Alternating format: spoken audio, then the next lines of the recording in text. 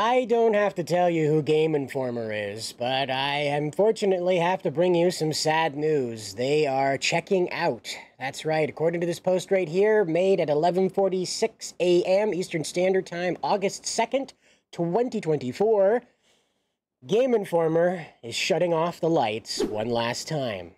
After 33 years, they're closing their doors.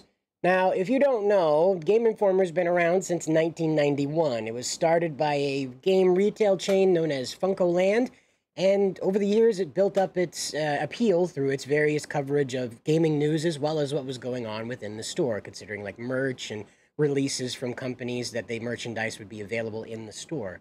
Now, again, by the early 2000s, they became the leading source for gaming news thanks to, in my opinion, GameStop's Power Up Plus package that was really done in 2009. That I wasn't part of that program. My friends were, so they get all the posters and neat crap out of them, and then I just get the cool shit that was actually in the articles and the pictures and stuff. You know, if you wanted to rip out a page, you could, but there were always the perforated posters. So, you know, like Shonen Jump had those every now and then too. They knew their market, you know, they knew who they were appealing to. And, you know, by the 2010s, they were celebrating their 200th issue here with these guys, and then finally, unfortunately, in 2019 and 2020, they had to lay off people. And that seems to be where the rocket kind of started to fall back to earth. Game Informer, while being a very valued source in the early 2000s, like many of these landmark institutions in our entertainment industry, both the people creating entertainment and reporting on it, it has likewise gone the way of the DEI dodo. And while, again, it's not that obvious, every company has seemed to embrace this in one way or another. And, of course, as you know, Game Informer falls by the wayside now because of it. And this is not their fault. Again, we can blame them for taking on these things, but look around you. Look around you. What are they supposed to do? Turn down the funding and close anyway? It seems romantic, but here we are at the end anyway, right? I'm not sure how to come down on it, but I do know what it is it's interference. When you're not talking about the games, like, look at our numbers here on Bounding Into Comics. Feel free to go over on boundingintocomics.com and see. We do cover gaming. We're doing more of it now than ever, and I guess we're going to have to now that Game Informer's gone. Someone's got to pick up the torch here. But we do fine on the numbers, and it's because we don't get clouded with the politics of the situation. We're talking to you about actually what's going on and how these things are being corrupted rather than trying to fill you full of sunshiny crap. So here comes Game Informer to let us know what's going on. It says, after 33 thrilling years of bringing you the latest news, reviews, and insights from the ever-evolving world of gaming, it is with a heavy heart that we announce the closure of Game Informer. From the early days of pixelated adventures to today's immersive virtual realms, we've been honored to share this incredible journey with you, our loyal readers. While our presses may stop, the passion for gaming that we've cultivated together will continue to live on. Thank you for being part of our epic quest, and may your own gaming adventures never end. There's really no reason why this institution had to shut down. There really isn't. Politics is to blame here, and you and I both know it. We saw this play out with Bethesda, we see it play out with Ubisoft, we see it play out with Bungie. Just yesterday, with all this, the announcement of the layoffs earlier this week.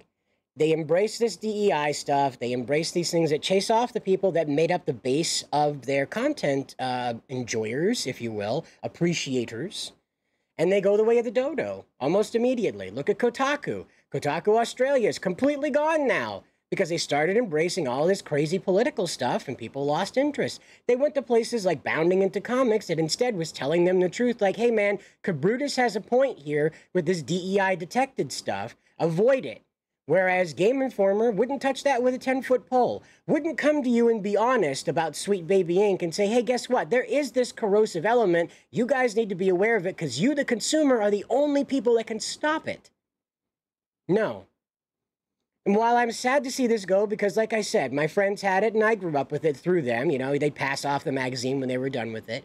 Again, I'm sad to see it go. It was a great resource, especially if you were somebody that wanted to know just the nuts and bolts of this stuff. If you wanted to understand what beyond the actual button mashing and the opening screens and cuts and, the QuickTime events. That's what I was thinking of. Remember that in Heavy Rain? All the QuickTime events? David Cage is something else, man. David Cage is something else. But Game Informer is gone. That's what they are. They're gone. And again, like I said, it's bittersweet. I'm not glad that they're gone, but I'm glad that they won't be able to continue desecrating what Mr. McNamara originally set out to do. That was the fellow that originally started this. I think his name is Andrew McNamara that originally started this. Let me just verify with my note. Yeah, Andy McNamara originally started this, and I highly doubt his vision was as political as it had become, and he would be just... And he may be the guy that's still in charge here, too, by the way. I'm not up to date on Game Informer's staff and how all this went at their upper end. I'm just looking from the outside. You could see just avoiding talking about this corrosive stuff drove people away. The audience, the consumer, can see this stuff. Game Informer decided not to acknowledge it, paid the price. So, you may think it's kind of low to suggest that now that Game Informer's gone, try bounding into comics, but hey, let me know down in the comments what games you'd like to see us cover, what kind of coverage you'd like to see, and I'll talk to the big boss about getting that video game tab moved a little closer to the top, so that way we can become like Game Informer and start taking command of the narrative around here, because look at this, all this crazy, 20,000 game developers have been laid off in 18 months. Do you see anybody talking about this? Not really.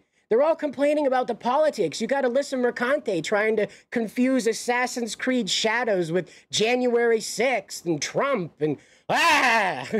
That's what passes for gaming journalism outside of bounding into comics right now. So let us know if we should become bounding into gaming.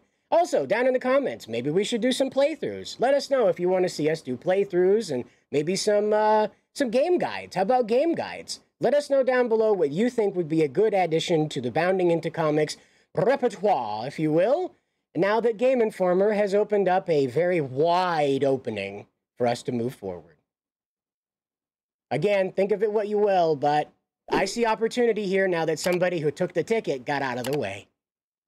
We'll be covering the actual news over on boundingintocomics.com. Feel free to keep coming back to this channel, though, if you're not subscribed already, because we cover the gaming news here. The name's a little deceptive. We do cover comics, but mostly we're covering the pop culture events that you care about right here on this channel.